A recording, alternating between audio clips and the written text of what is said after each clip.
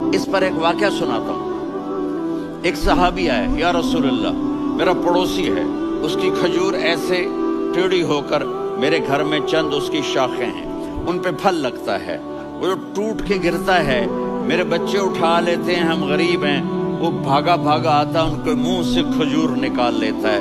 اس کو کہیں کہ بچوں پر اتنی زیادتی نہ کرے۔ آپ نے اس کو بلایا، وہ منافق تھا، آپ نے اس سے فرمایا بھئی ایک سودا کرتے ہو؟ کہا جی کیا؟ کہا یہ کھجور مجھے دے دو اور اس کے بدلے جنت میں کھجور لے کے دوں گا۔ وہ کہنے لگا یا رسول اللہ یہ اصل میں میرے بچوں کو بہت پسند ہے، کوئی اور کھجور ہوتی میں دے دیتا، یہ تو میری معذرت ہے۔ وہ تو منافق تھا، اٹھ کے چلا گیا۔ ایک صحابی بیٹھے تھے، وہ کہنے لگا یا رسول اللہ اگر میں وہ کھجور لے کے دے دوں تو مجھے جنت میں لے دیں گے؟ ان کا نام ہے ابو الدحداح۔ آپ نے کہا ہاں تو مجھے لے کے دے دے میں تمہیں لے دوں گا۔ وہ اس کے پیچھے چلے گئے، اے بھائی کتنے میں بیچو گے؟ میں نے کہا جا میں نے اللہ کے نبی کو نہیں دی، تمہیں کیسے دے دوں؟ کہا اچھا بھائی منہ سے بول کتنے لینے ہیں؟